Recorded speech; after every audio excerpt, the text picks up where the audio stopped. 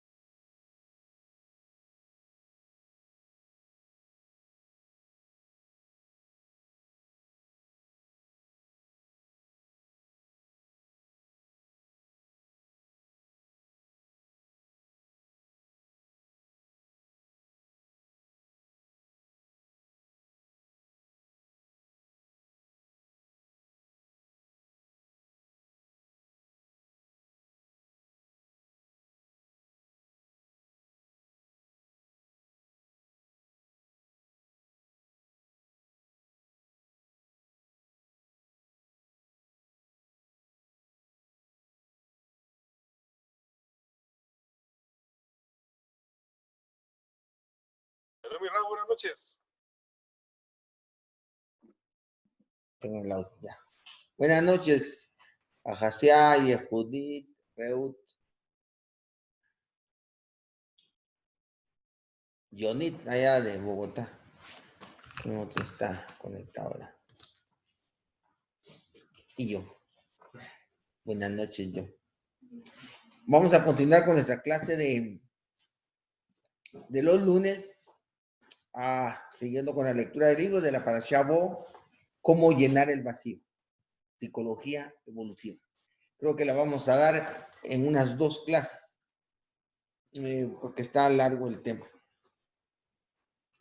Dice el Eterno a Moshe: ve a Paró, que yo he insensibilizado su corazón y el de sus servidores para llevar a cabo mis designios en medio de él.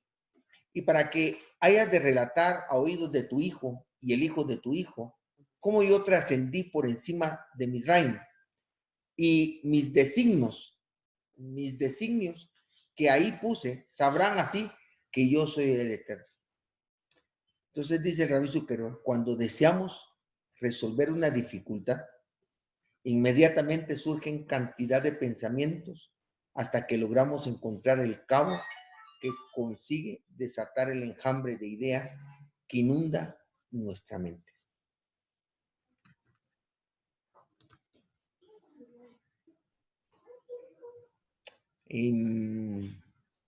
Permítanme.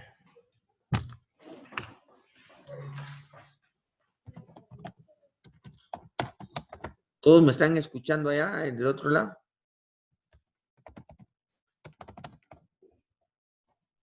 Yo sí.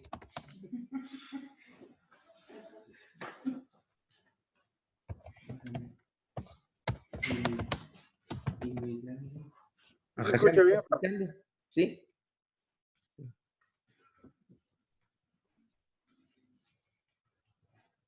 Sí me escucha, ¿verdad, Jasia? Sí, ok. Sigue diciendo el Rabbi Zucker. Entonces, tomamos una dirección y de repente lo complicado se torna simple. La solución estaba ahí, como no la habíamos percibido. Entonces dice, así como el orden es anterior al caos, ya que el caos no es sino la falta de orden, así la solución existe antes de que la dificultad se manifieste y la respuesta antes de que surja la pregunta. ¿Ya? No obstante, es de suma importancia para nosotros resolver la dificultad, para aprender integralmente la solución y formular la pregunta indicada con el propósito de conocer la respuesta, tal como precisamos del caos para apreciar el orden. Tomamos conciencia del valor de las cosas cuando éstas nos faltan. Necesitamos discernir en la multiplicidad para percibir la unidad, la armonía que se revela cuando ordenamos el caos. Lo que él está diciendo es que cuando tenemos una situación, cuando tenemos un problema, nuestra mente comienza a buscar una solución, porque percibimos caos. Pero ese caos nos hace buscar una respuesta que existía antes de la pregunta. Pero el caos es el escenario que nos hace buscar esa pregunta. Y dentro del caos no solo tenemos que saber, nos hace ver que necesitamos una respuesta, una solución, sino que tenemos que saber formular la pregunta indicada que nos va a mostrar eso. Así, en el caos también, cuando estamos en un caos, necesitamos buscar un orden y así ordenamos. ¿Cómo sabemos que esto está desordenado? Tenemos que saber cuál es el lugar de cada cosa para saber que está desordenado. Y entonces, al saber cuál es el lugar de cada cosa, buscamos regresar al caos a su estado anterior, al orden. ¿Verdad? Eso es lo que nos está diciendo. Por eso es que valoramos las cosas cuando nos hacen falta, pero ya las tuvimos. Si nunca las hubiéramos tenido, no nos hacen falta. No sentimos la necesidad. Sigue diciendo el rabino. Nuestro mundo se caracteriza por lo cuantitativo. Y a medida que nos retrotraemos en el tiempo, la cantidad, sea de habitantes, productos, etcétera, disminuye cada vez más y más. El crecimiento poblacional en el planeta va creciendo. Si vamos regresando en el tiempo, cada vez hay menos habitantes. Pero la multiplicidad, de alguna manera, oculta el inicio. Hoy, diferentes colores, diferentes tamaños, nos discriminamos y vemos que somos distintos. Sin embargo, eso es por lo distante que estamos del inicio. Pero todos sabemos que venimos de un mismo hombre, Adán. Entonces, la multiplicidad, de alguna manera, oculta la unicidad. Antes, cuando se inventaron los automóviles, había una marca, un modelo. Querías comprar un carro, solo tenías una opción. ¿Ya? Hoy en día, que hay diferentes marcas, modelos, colores y todo lo que quieras, tomar la decisión te cuesta. Y aparte de eso, se te olvida que lo que necesitas es un transporte. Entonces ya andas buscando a veces un placer, andas buscando un prestigio y ya no necesita necesariamente un medio de transporte, entonces se pierde. Entonces, dentro de eso, poniendo un ejemplo, entonces tendríamos que buscar la pregunta, diseñar la pregunta adecuada. ¿Qué tipo de carro necesito? No simplemente un gusto, porque la variedad de alguna manera oculta la necesidad. Eso es lo que está diciendo. Sigue diciendo, la multiplicidad de componentes que integran la realidad puede ocultar o revelar a la causa que las produjo. De alguna manera, cuanto más crezca la tecnología, cuanto más crezcamos dentro de este planeta, más difícil se le hace al ser humano entender que hay un creador. Cada vez la multiplicidad nos aleja del inicio. La multiplicidad sería como un puente, que mientras para algunos es aquello que los separa, para otros es algo que une. La complejidad y sofisticación ocultan una relación simple que en primera instancia aún no estamos preparados para recibir. De la misma forma que el uno precede a los demás números y la unidad precede a la multiplicidad, existe una causa que antecede a todas las causas. Pero debido a la multiplicidad, Para algunos, ahí depende del nivel de conciencia, la multiplicidad oculta el inicio, para otros debería de revelar el inicio. Así como la ciencia que ha descubierto la complejidad de lo sofisticado que es el cuerpo humano, eso les evita creer en un creador, darse cuenta que hay un creador, mientras que para otros eso los hace ver que tuvo que haber una mente maestra que hiciera todo de esa manera perfecta. De alguna manera, lo sofisticado, la complejidad para unos lo separa del inicio y otros nos conecta con el inicio. Él es único y no tiene segundo. Y antes del uno, ¿qué puede contar? Eso dice el Sefer Yetzirah, gracias. El libro de la formación. La unidad es la conciencia del deseo en su estado original, colmado de la plenitud que todos deseamos alcanzar. Si hay un vacío en nuestro interior, como lo explica la Cábala, y ese vacío es generado cuando nos desprendemos de la plenitud, ¿qué puede llenar ese vacío? Solo lo que lo provocó. ¿Sí? Es como que cortemos de una tabla, cortemos un triángulo, ¿ya? Quitamos la tabla, el triángulo se queda solito. ¿Qué lo puede llenar? La tabla de donde salió. El problema es que en el principio el alma estaba en la plenitud. Cuando sale, esa separación crea multiplicidad, crea muchas cosas que de alguna manera ocultan el inicio. Entonces, si andamos buscando llenar el vacío, ¿dónde lo vamos a encontrar? ¿Dónde lo vamos a buscar? Depende de si la multiplicidad que generó la separación de la plenitud me va a ayudar a conectarme con el inicio o me separa. Entonces voy a estar buscando llenar el vacío en las cosas que nunca lo van a llenar. Por eso el rey Shlomo decía, vanidad, todo es vanidad. O sea, todo en este mundo, todo lo que produzca, de alguna manera nunca va a llenar el vacío. Porque el vacío que hay en nuestro interior es espiritual.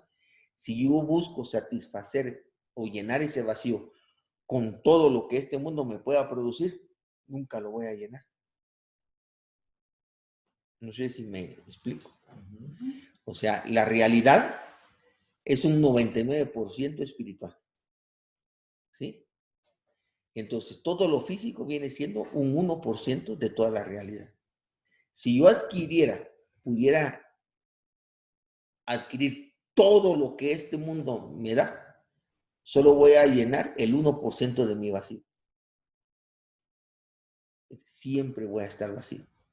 Entonces, el secreto es buscar en el mundo espiritual, donde se generó todo. Sigue diciendo aquí. Nuestro mundo se caracteriza... eso ya lo coloco cuantitativo. La unidad es la conciencia del deseo en su estado original, colmado de la plenitud de todo que todos deseamos alcanzar. Esto es lo que se denomina en el lenguaje espiritual de Israel Ein Sof, infinito, de donde todo salió. Y lo único que va a llenar es conectarnos de donde salimos. Como un bebé, nosotros andamos buscando en el mundo lo que teníamos en el vientre de nuestra madre. Esa plenitud, no había hambre, no había frío, no había nada. Como no había necesidad, no había movimiento.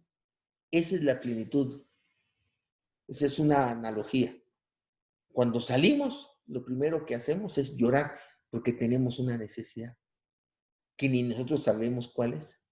Necesitamos de una madre. Las que son madres saben que cuando el niño llora, el niño no sabe. Solo es la madre la que tiene la conciencia y dice, tiene frío, le duele el oído, tiene hambre o lo que necesita. Pero el niño no sabe, solo expresa una necesidad. Y conforme vamos creciendo, nuestra conciencia nos va dirigiendo donde podemos otra vez colmar la necesidad de lo que teníamos en el vientre.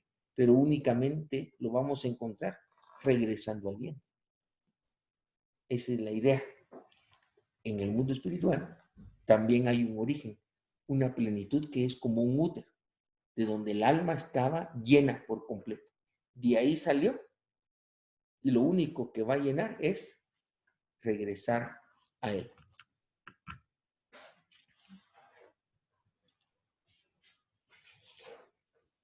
Vamos a ver qué nos dice. Ay, María. Dígame, Ajasia. Si el unirnos con el Ein Sof, es aquí es donde entra que tenemos que unirnos a nuestro Mashiach. Sí, así es porque de alguna manera él ahora, el Mashiach ahora es el Ein Sof. Y entonces es lo único que va a satisfacer nuestra alma. ¿Ya? Solo tenemos ese camino de retorno, por eso dice yo soy el camino, la verdad y la vida. Nadie va a poder encontrar esa plenitud, nadie va a poder retornar al origen, sino a través de él, ¿verdad? ¿Alguien más no levantó la mano? No.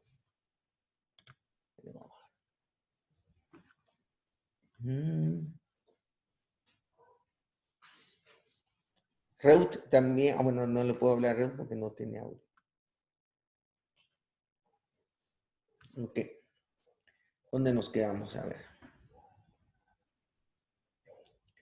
En cambio, dice, la creación enmarca el lapso en el que la conciencia del deseo está inmersa en la multiplicidad, en la pregunta, que busca una respuesta, la plenitud. O sea, lo que ya comienza la analogía es que la creación, de alguna manera, genera un vacío. Y en la labor espiritual es que podamos diseñar la pregunta correcta, que nos conecte con la respuesta, que antecede a la pregunta, al caos. ¿Ya? La gente anda buscando esa respuesta, pero no sabe formular la pregunta correcta y por eso cae en religiosidad o en pseudo-espiritualidad. Solo aquellos que logren formular la pregunta correcta vamos a encontrar la respuesta correcta. Pero ¿qué pasa? Ven allá cuando estás en una situación, tenés un problema y no sabes qué hacer. Al final, encontrar la respuesta. Y tener la sensación, ahí está, sí, esa es la respuesta. ¿Qué sensación, qué emoción experimentás cuando encontrás una solución? Tranquilidad. Tranquilidad. Y lo que antes percibías como caos, ahora ves que todo está en un orden. ¿Ya? Como un mecánico que no podía arrancar o hacer funcionar el motor porque le hacía falta la tuerca. En encontrar la tuerca, siente alegría, siente paz, ya se le va el estrés. Eso es el que encuentra la verdadera espiritualidad. Porque resolvió la pregunta. Entonces sabe cómo funciona su vida, sabe para qué está aquí, sabe cómo funciona el matrimonio, la familia, y entonces comienza a tener estabilidad, tranquilidad, porque encontró la respuesta. Pero había que saber formular la pregunta correcta para poder encontrar algo que ya estaba antes, ¿no? Dígame, sí, claro. ¿Cómo hago para formularme esa pregunta? ¿Qué tengo que sentarme como a reflexionar, a pensar para formular esa pregunta correcta? ¿Cómo puedo hacer para formular la pregunta correcta? Tendría que descubrir qué es lo que le hace falta. En el caso, por ejemplo, de Rey Shlomo, buscó satisfacer su corazón en todo lo que este mundo le podía dar. Y imagínense todo lo que alcanzó. Y al final se dio cuenta que este mundo nunca lo iba a llenar, que todo era vanidad. Entonces quiere decir que la pregunta, la respuesta estaba en otro lado, en la espiritualidad. Y ahí donde nosotros tenemos que comenzar a buscar cómo formular la pregunta correcta. ¿Qué es lo que necesito? Y por eso nos hemos equivocado de religiones o de creencias, porque no hemos sabido formular la pregunta correcta. Cuando uno se formula la pregunta correcta, uno ya sabe cuál es la respuesta. Mientras tanto, usted ve una posibilidad, pero todavía se siente vacío, pero todavía siente que esto es un caos, no comprende por qué esto o por qué lo otro. Solo es el encuentro. Imagínese, si usted anda buscando una respuesta o anda buscando lo que ordena el caos, eso la respuesta antecede a la pregunta, el orden antecede al caos. Entonces, usted tendría que tener un pequeño contacto con ese orden o con esa respuesta que le haga formular la pregunta correcta. Ahí es donde viene que la única manera para responder su pregunta es que de la respuesta, del infinito, del orden de lo que antecede a toda esta creación, tenga contacto con usted para que usted sepa lo que le hace falta y formule la pregunta correcta. Y así va a poder saber que está en el camino correcto. Sigue diciendo el rabino.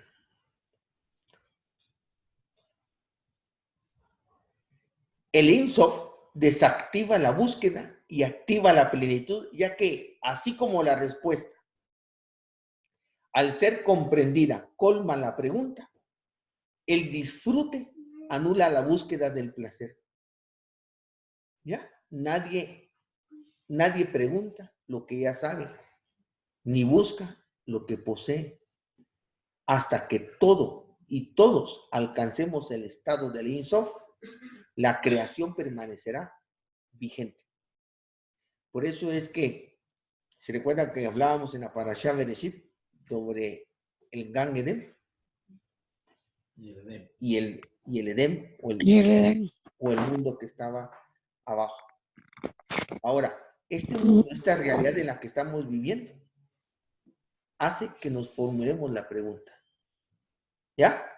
Pero hasta que no tengamos contacto con este mundo, no vamos a poder formular la pregunta correcta. O sea que hasta que todos regresemos a este nivel, esta subrealidad o esta matrix va a estar vigente. Porque el objetivo es que encontremos el camino de retorno. Pero imagínense que cuando este mundo tiene un contacto con nosotros, es cuando encontrar la respuesta. No lo va a solucionar, pero ya tener la respuesta y eso ya te produce una paz. O sea que de alguna manera comenzás a experimentar anticipadamente la solución del problema, aunque no lo has solucionado, pero ya la encontraste. Eso es lo que experimentamos en esta subrealidad cuando ya estamos conectados o emuná con el mundo superior. Todavía estamos aquí, pero ya tenemos la respuesta. Si fuera un motor, si fuera un repuesto, ya lo mandé a pedir a donde sea, viene en camino, ya estás tranquilo. Se te fue el estrés, estás tranquilo, porque ya tenés la respuesta. Y de alguna manera, como te digo, te anticipas y tenés la paz como si ya lo hubieras solucionado.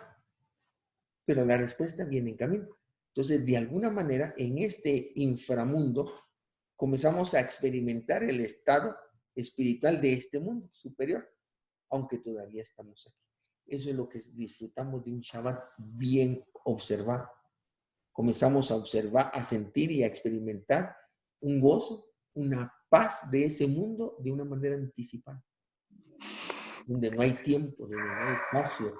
No nos estamos preguntando qué va a pasar mañana o si me olvidó hacer ayer algo. No, porque estamos como en un neutro.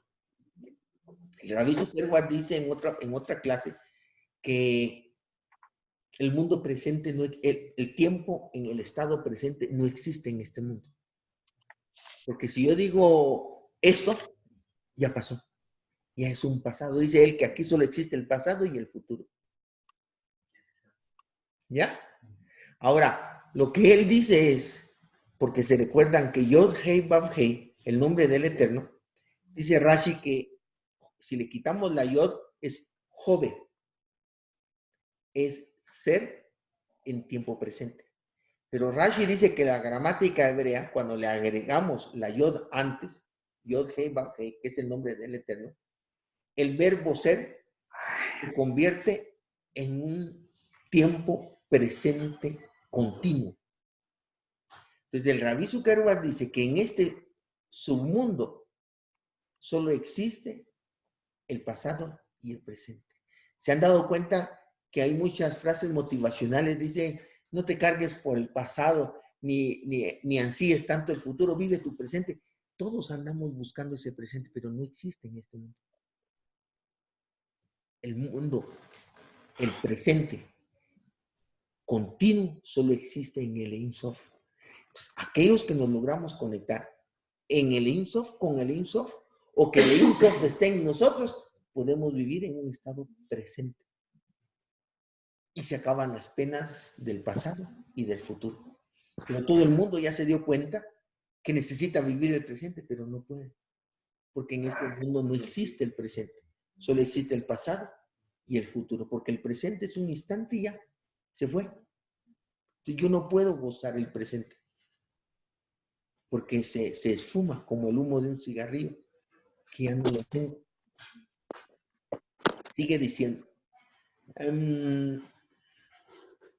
Nadie pregunta, repito, lo que ya sabe, ni busca lo que posee. Hasta que todo y todos alcancemos el estado de Ein Sof, la creación permanecerá vigente. Posteriormente, la creación como tal desaparecerá y con ella la búsqueda. Entonces surgirá el disfrute infinito, el fin de los tiempos. La creación brinda el espacio para que el deseo logre alcanzar lo infinito. El deseo prueba una y otra forma y al ir descartando por conciencia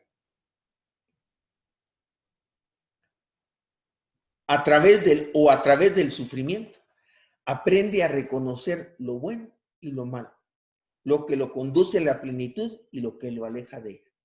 Los que ya somos mayorcitos, ¿qué sensación o qué experimentamos cuando vemos a un jovencito afligido por lo que nosotros sabemos que no debería de afligirse?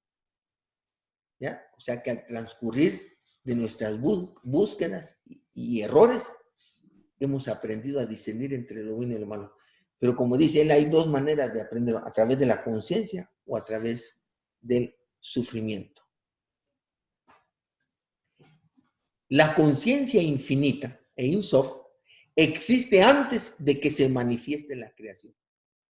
Ya hemos visto que el hombre percibe desde la multiplicidad hacia la unicidad y así alcanza, a través de su libre albedrío, la unidad original que antecede a su búsqueda, tal como lo expresa el libro Etz Haim, antes de la emanación de las emanaciones y la creación de las creaciones. La luz infinita llena toda la realidad. O sea, que antes de que surjan el deseo y el pensamiento, la plenitud llena toda la realidad. La analogía, como dijimos, es el bebé en el útero de su madre. Ahí está, en plenitud. Para comprenderlo mejor, tenemos, por ejemplo, a nuestras emociones.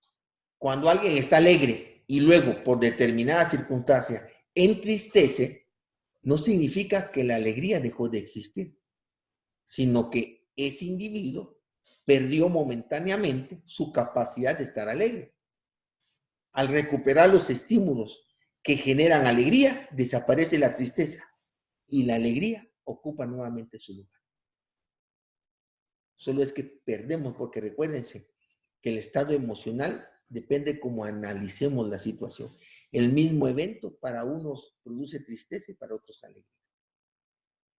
¿Ya? Por eso es lo que él está diciendo, que es la alegría sigue existiendo. La tristeza solo es la incapacidad que tenemos de percibirla, pero sigue existiendo. Todo ser y aspecto que conforman la realidad tienen su raíz en esencia de toda la realidad, el Ein Sof, y son creados con una naturaleza que se manifiesta circunstancialmente de diversas formas.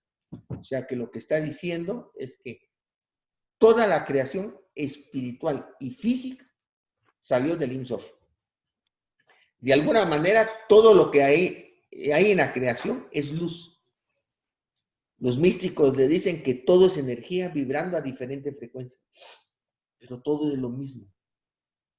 Y todo salió de lo mismo, del Ein Sof. Por ejemplo, el calor que se encuentra en el agua caliente es circunstancial. Hay un calor que hay en el agua, pero es circunstancial. En tanto que el calor del fuego es parte de la propia naturaleza. Fuego y agua son uno en la esencia infinita, solo que al manifestarse revelan natural y circunstancialmente diversos aspectos de la esencia. O sea, nosotros cuando entendemos eso, que es lo que cuando estamos conectados con el origen de todo, dejamos de ver a nuestro prójimo como un contrincante, como un adversario. Porque todos salimos de ahí. Entonces yo ya no miro el aspecto físico, que es distinto a mí, sino tengo que tener la capacidad de ver el alma. Y que de alguna manera es mi prójimo, es mi ayuda. Y que ambos venimos del mismo. ¿Se recuerdan de las leyes del llenado del vacío?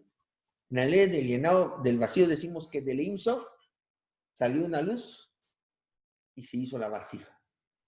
Del Ein Sof sale otra luz que le llamamos la luz. Ay, se me olvida. La inmanente es la luz que llena la vasija. Trascendente es la luz que mantiene la vasija. Solo fíjense.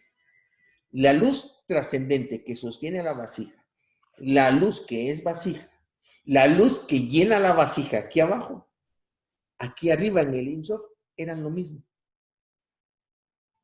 ¿Sí? Lo que los diferencia aquí abajo es su objetivo. Ahora, ¿por qué hemos dicho que la luz inmanente que llena la vasija, por qué la vasija la rechaza? Porque no la reconoce como propia, porque no se acuerda que en el Ein Sof eran lo mismo. ¿Sí? ¿Por qué yo te veo como un adversario? No me reconoce. No te reconozco. Entonces los que sentimos envidia, celos, que andamos en contiendas, nos desconocemos. Es una persona que ha tenido contacto con el Ein Sof y comienza a reconocer a todos. No anda en envidia, ni celos, ni contienda. Porque se acuerda quién sos y que ambos venimos del mismo y ambos estamos en lo mismo, buscando una respuesta, intentando formular la pregunta correcta. Y ahí se disipan todas las enemistades. Esa sería la clave. Dice, de la misma manera sucede con el hombre que en su esencia es uno con el uno, o sea, con el eterno, en el Ein Sof, pero que al manifestarse en la creación revela una individualidad, su naturaleza, que a su vez es su forma de alcanzar la esencia, la plenitud infinita y el potencial de ser uno con el eterno. El eterno, dice Moshe, que se dirija a Paró, que se acerque a él y lo haga tomar conciencia de que hay una realidad infinita. Moshe representa el discernimiento superior. Paró señala la conciencia del deseo limitada exclusivamente a sí mismo, el egoísmo. Cuando el ser humano se identifica con el nivel de conciencia denominado Paró, no percibe otro objetivo más que a sí mismo y nunca encuentra armonía. Cuando el ser humano se identifica con el nivel de conciencia, Paró, no percibe otro objetivo más que a sí mismo y nunca encuentra armonía. Ese es el egoísmo. Esa conciencia es necesaria transitoriamente. ¿Por qué es necesaria transitoriamente? Porque necesitamos desarrollar, purificar el deseo. Y ese desarrollo es el que nos produce crecimiento espiritual. El logro que toda alma necesita. Como un niño que en la primera etapa de su vida precisa reforzar su identidad y su ego. Pero cuando el hombre queda identificado con Paró a lo largo de toda su vida, señala que detuvo su desarrollo espiritual. Paró representa el halal panui, o sea, el espacio vacío, que describe la Kabbalah y que surge posteriormente al Tzimtzum, contracción original de la plenitud infinita. O sea, cuando hay un Simpson, hay una contracción y entonces genera un vacío. El ego representa ese vacío. Esa conciencia sola no puede percibir al Ein Sof, la plenitud infinita, ya que surge posteriormente, producto del Simpson. O sea, hay algo que lo separa y no se puede conectar. Una pregunta, Rabino. Sí. ¿Qué iba a preguntar cuando estaba haciendo lo de la pregunta? O sea, si se nos resuelve la pregunta, ¿será que no se forma otra pregunta? Sí, pero a otro nivel. Sí, sería, pero a otro nivel, como dice. Ya es una pregunta que no debería quitarte tu paz. Otra vez ponerme la incomodidad para buscar. Sí, porque pongámosle un ejemplo. Si estás armando un motor, si digo yo con el ejemplo, y no sabes cómo, al final, sabes la pieza que te hace falta. ¿Ya? Hay paz, hay tranquilidad. Bueno, ¿qué necesitas? Encontrar la pieza. Comienzan otras interrogantes, ¿dónde la encuentro? Pero ya no es la misma ansiedad de que no sabes qué es lo que está fallando. Es ahí como cuando ya formulas la pregunta correcta, te pones en internet, conseguir la pieza en China. ¿Ya? Y las preguntas es quién la vende, cuánto, cómo le hago el dinero, cómo me lo envía. Pero ya son otras preguntas que ya no te quitan. Van a surgir otras preguntas, pero ya no son del mismo nivel. Ya son otras de cómo alcanzar lo que ya sabes que te hace falta, pero ya sabes lo que te hace falta y ya estás en el camino. No, a ver, aquí me pierdo donde. Repito aquí entonces. Esa conciencia sola no puede percibir al Ein Sof, ya que surge posteriormente, producto del Simpson, y por ende se percibe a sí mismo como el principio y el fin. ¿Ya? Como fue creada después del Simpson, entonces no tiene conciencia de lo que pasó antes. Un niño nace y no tiene conciencia de lo que sucedió antes. Permita.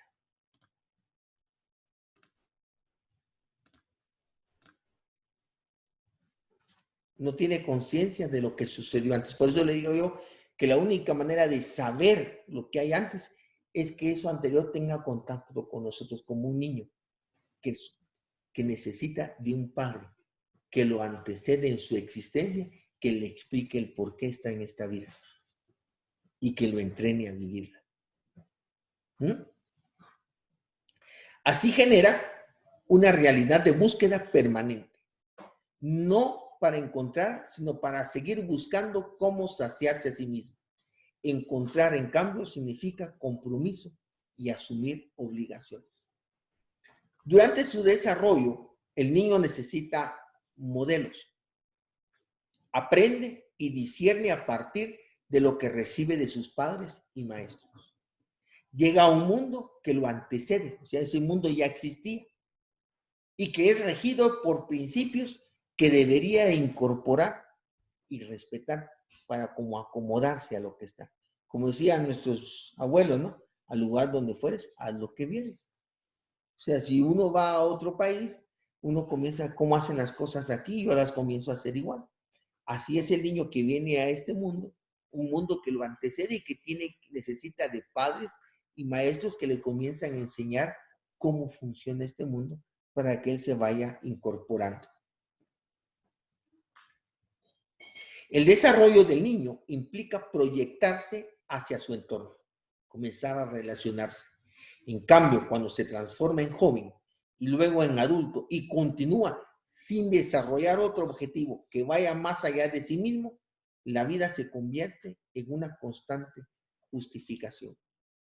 Eso sería, como a mí me gusta el término que usa el rabino, en autismo. Ustedes saben que el autista, es una persona que está encerrada en sí mismo y vive otra realidad. Tiene una gran dificultad de relacionarse con otras personas. Depende del nivel de autismo. Ya hay niños que no pueden ni verte a los ojos, que no pueden expresarse, que no te van a hablar, que no pueden tener ni contacto con otra persona. Entonces, el rabino Zuckerberg le llama al egoísmo el autismo espiritual, porque estás encerrado en tu propia realidad y sos incapaz de tener contacto con la realidad de otros. Así como a nosotros se nos hace difícil conectarnos y relacionarnos con un niño que tiene autismo, así son todos a nuestro alrededor cuando somos egoístas.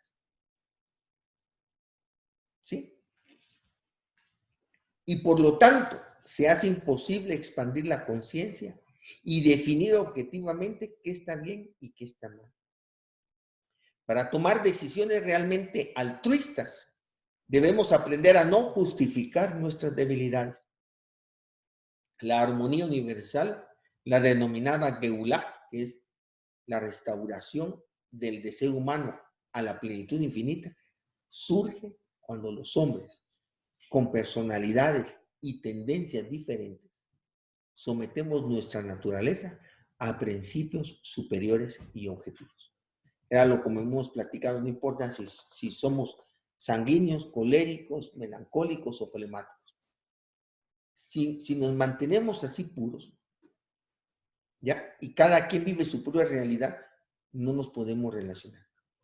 Pero si todos los 4 temperamentos nos sobreponemos para cumplir unas leyes y unos principios superiores a todos nosotros, entramos en armonía. ¿Ya? Entonces nuestras debilidades de temperamento se convierten en fortaleza y entonces ya podemos convivir juntos. ¿Cómo podemos alcanzar esta sabiduría? Dice el rabino. En este punto se basa toda la discusión entre Moshe y Paró. Paró proclama que la mente humana puede determinar el bien y el mal de acuerdo a sus propios criterios. Moshe, en cambio, discierne la manera de implementar los principios superiores espirituales. No codiciar, no engañar, no robar, no adulterar, no asesinar, etc. Ya que al ser objetivos, pueden armonizar todas las tendencias existentes en los seres humanos, pues no obedecen a intereses personales. Ya no se está viendo lo que yo necesito, lo que yo quiero, sino que todo gira alrededor de esos principios universales.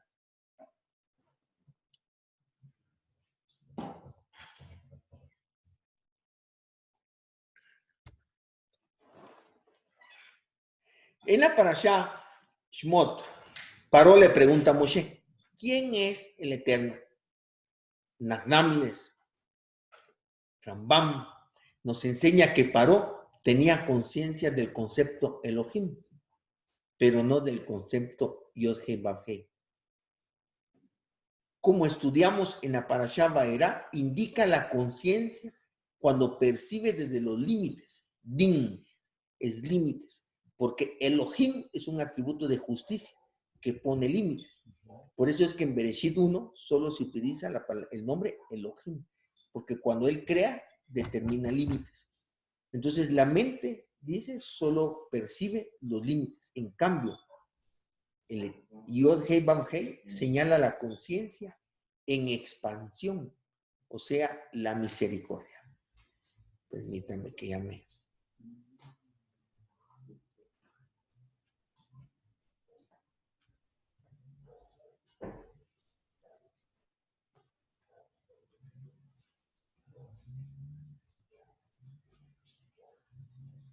Elohim señala cómo se manifiesta la realidad. Yod-Heh-Vav-Heh se refiere a cómo la aprendemos. El Zohar transmite ese concepto cuando expresa de arriba hacia abajo y de abajo hacia arriba. La Torá nos enseña a expandir la conciencia desde la realidad material sensorial a la espiritual. De abajo hacia arriba. Desde la multiplicidad hacia la unidad, descubriendo en cada aspecto y tendencia existente otra forma de revelar la armonía universal. Por el contrario, Paró, como un niño o una persona inmadura, limita la realidad a sí mismo. Como yo siento y como pienso, así es la realidad. Y seguramente todos piensan y sienten así. Si no, deberían hacerlo. Y por eso son las discusiones. Cuando yo no logro comprender que el otro tiene otra manera de pensar, tiene otra necesidad. El egoísta es aquel que solo piensa que lo que él piensa y siente, esa es la única realidad. Y todos deberían de vivir bajo esa armonía. Cuando no, viene la tristeza, viene la ira. En lugar de colocar su cabeza en la Torá y discernir en los principios superiores, pone la Torá en su cabeza y limita todo a su concepción. ¿Ya? A lo que le dicta su lógica. Por ejemplo, ahorita me viene a la mente, que lo acabo de estar platicando, el hecho de que Lot hospeda 2 ángeles, él lo sabe, que son ángeles. Los vecinos de Sodoma le piden que se los entregue para violarlos. Y él dice, tengo 2 hijas vírgenes que no han estado con hombre, hagan con ellas lo que quieren, pero no toquen a estas personas. La pregunta es, ¿quién de nosotros haría lo mismo? Ofrecer a 2 hijas para que abuse una multitud de gente de ellas para proteger a 2 ángeles que me vinieron a visitar. Ahí está la situación. Por eso ahí podemos ver que los valores y los principios de Lot son muy distintos a los nuestros. El valor que él le da a un ángel no es el mismo valor que le damos nosotros. El valor que le damos a nuestros hijos no es el mismo valor que él les da. Por eso su nombre está en la Torá y el nuestro no. Entonces, ¿cómo podemos estudiar una Torá si no tenemos la capacidad de hacer de esos valores nuestros? Para que haya compatibilidad con lo que leemos con nuestra vida. Quiere decir que nosotros todavía ajustamos la realidad que nos narra la Torá a la nuestra. La deformamos y hacemos de nuestras debilidades una norma. Para nosotros, nuestros hijos, es lo más importante. Casi que buscamos al Eterno para que nos ayude con nuestros hijos. Pero Abraham Abel le pidieron a su hijo y él estuvo dispuesto a sacrificarlo por el Eterno. Entonces, ¿qué era más importante? ¿Qué era más importante para Abraham? ¿Su hijo, su único hijo o el Eterno? Entonces la pregunta es, si yo soy hijo de Abraham, como dijo su majestad Yeshua, ¿no debería de ser yo las obras de Abraham? Entonces, ¿por qué mi prioridad no es la misma prioridad de Abraham? ¿Por qué mi prioridad no es la misma prioridad de Lot en esas circunstancias? Esa es nuestra labor. Descubrir esos principios, esos valores, esas prioridades y poderlas hacerlas nuestras. De lo contrario, nunca va a encajar el estudio de la Torá, lo vamos a estar deformando. ¿Qué significa? O sea, aparte es el nombre del Eterno. No tiene ningún significado en traducción porque es una palabra que no existía. Es la conjugación del verbo ser en estado pasado, presente y futuro. O sea, cuando vos pones en hebreo el pasado de ser, el presente y el futuro, como que sumaras y te aparece Yod, Hei, Vav, Hei. Es una palabra que no existía. ¿Ya? Por ejemplo, Elohim se traduce como Dios o como juez. Shaddai como todopoderoso o autosuficiente. Pero Yod, Hei, Vav, Hei no tiene traducción. Es una palabra que no existía. ¿Y los números no le dan un significado? No, su valor numérico es 26. Y se puede encontrar algunas peculiaridades, pero sin embargo no. Es mejor ni compararlo. No, pues porque estamos hablando de que Yod Hei Vav Hei se convierte en una puerta en nuestra conciencia entre la creación y la no creación. Y la esencia de él es incognoscible. Nos estamos metiendo a camisa de 11 varas. Sí.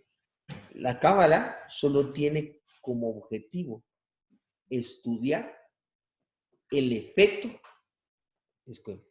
estudiar el efecto del accionar de la voluntad de las mut, pero nunca su esencia.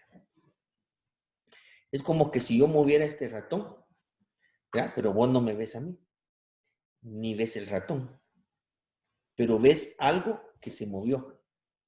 Como tú estudiarías lo que percibiste del movimiento y tratas de aprender la voluntad de quien lo provocó, pero quien lo provocó está fuera de tu alcance cognitivo. ¿Ya? Por eso se respeta mucho ese nombre. Ahí está.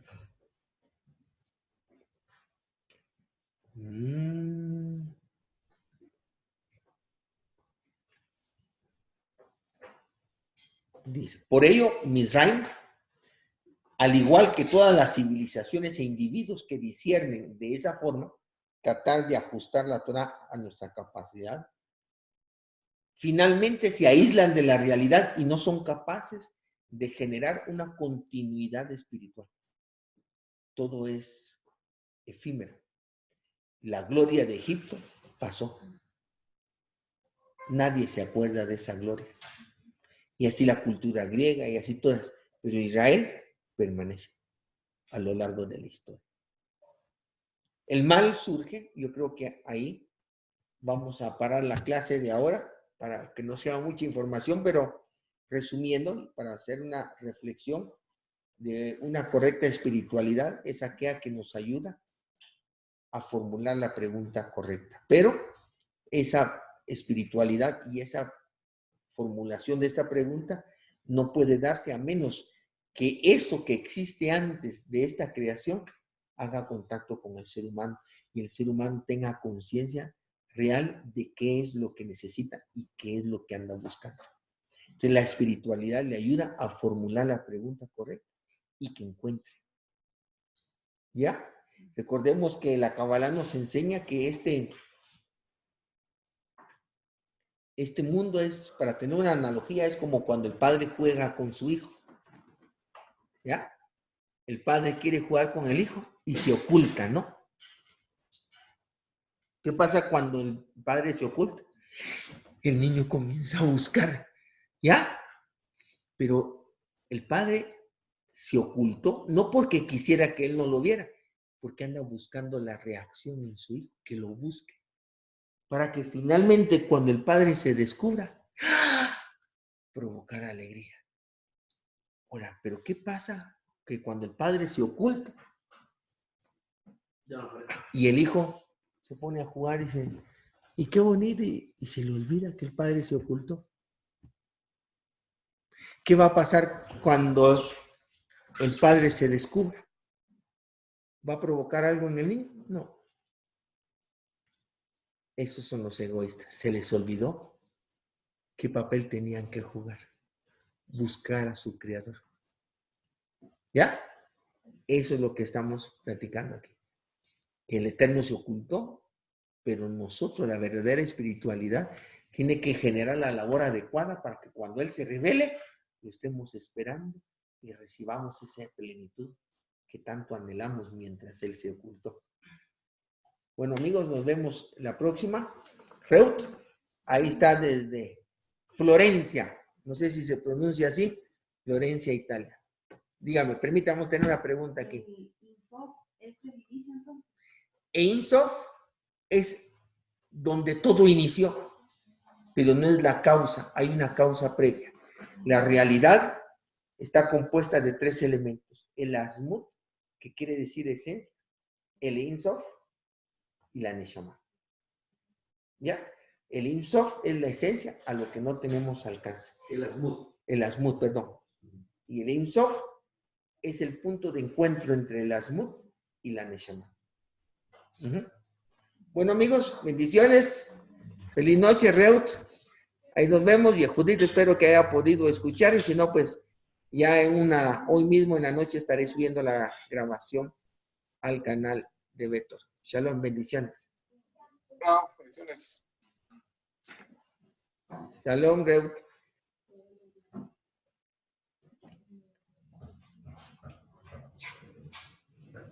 Pero ya no le-